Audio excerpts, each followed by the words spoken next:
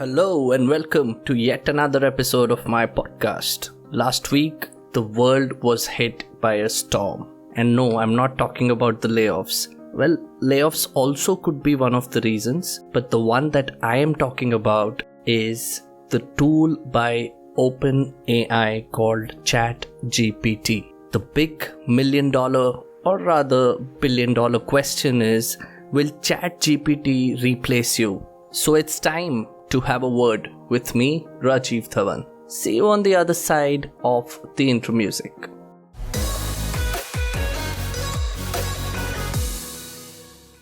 In today's episode, we'll talk about some big questions. Number one, what is ChatGPT? Number two, will ChatGPT replace you? Number three, what are the limitations of tools like ChatGPT and other AI tools?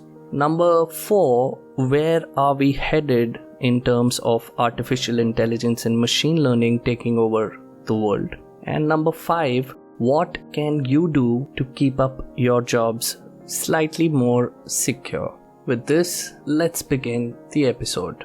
What is ChatGPT? Well, ChatGPT is a prototype that was launched on 30th of November 2022. And it quickly garnered a lot of attention for its detailed and accurate responses. The tool was developed by a company called OpenAI, which has also developed a lot of other such tools.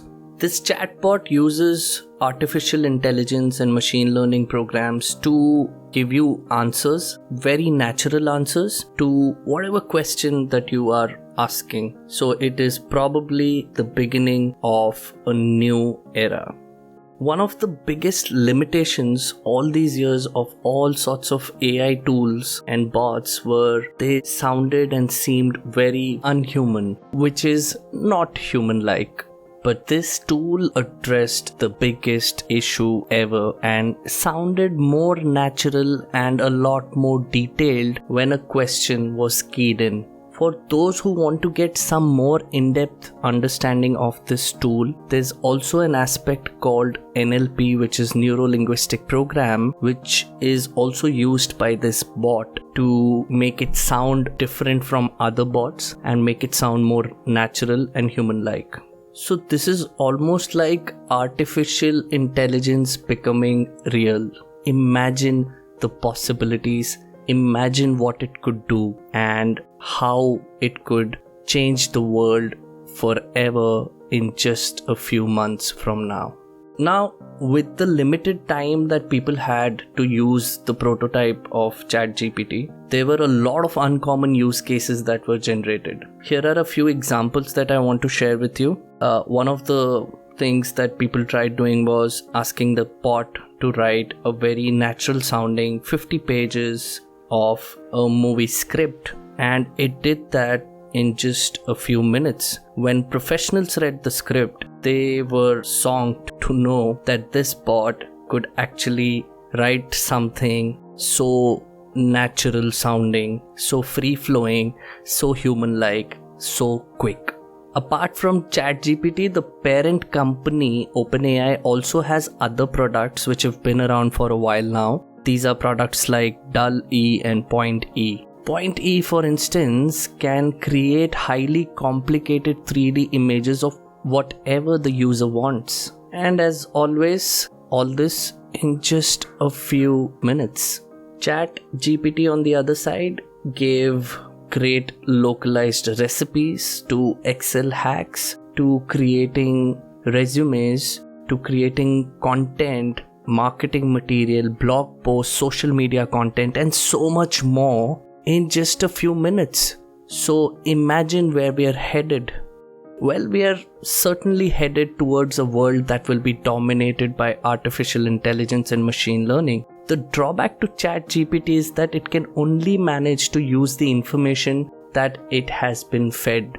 But we also need to understand that this is the biggest strength of ChatGPT. And why am I saying that? Because just look at this simple example. When people continue looking for more information and sharing feedback over a period of time, this tool has the capability to become more and more powerful and more accurate accurate.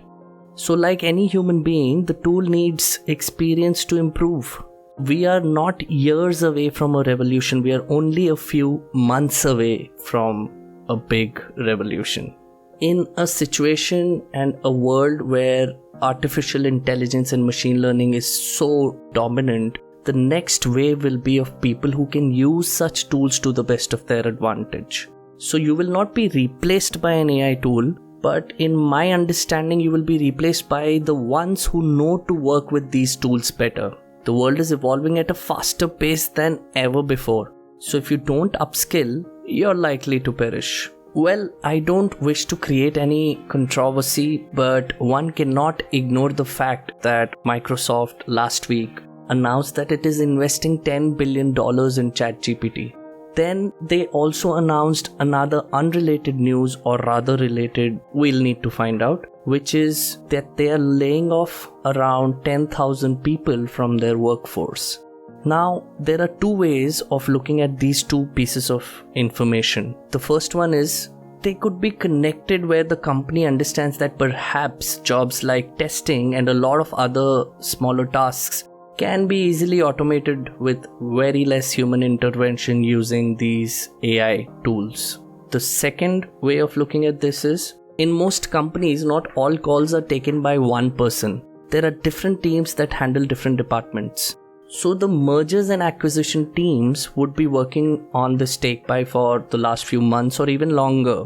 On the other hand, the HR, finance and capacity planning teams could be working on reducing costs and would have decided to lay off 10,000 people in the wake of weak market cues, higher interest rates, inflation, and a recession. Unfortunately, both these teams broke the news in quick succession. While we can't be sure of the exact reason, the teams sure had to discuss this internally and release their respective news with some gap at least. The timing of both these pieces of news is certainly questionable, and this timing has led a lot of people to believe that AI is the reason why Microsoft is laying off 10,000 people, and AI will cut down a lot of jobs in the future. So only the top management of Microsoft knows that why exactly they decided to release this information out to the public back to back. Do they have something in common? Is there something that we need to read into? Is there a fine print hidden somewhere? Well, we can't be 100% sure of that, but the fact that AI will take away a lot of jobs cannot be negated. Now, for those who are overly worried about the situation building up, let me just tell you a few things. Number one, don't take up too much load with all the news that's circulating around you. Number two, try to again focus on your skill and continue upskilling yourself. Try to understand how you can utilize these tools better, how you can work in tandem with these tools that will come up today, tomorrow, or maybe a few months down the line. Because all said and done, these tools do have their share of limitation, and those limitations will continue to be around for some time. And they include empathy, compassion, and leadership.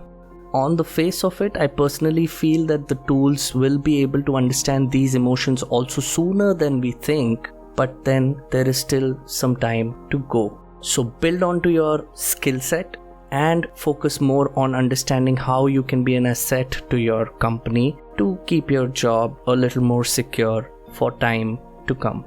With this, we come to the end of this episode. As always, I hope you liked the piece of content, and if you did, please share, please subscribe to the channel, please spread the word so I can reach out to more people.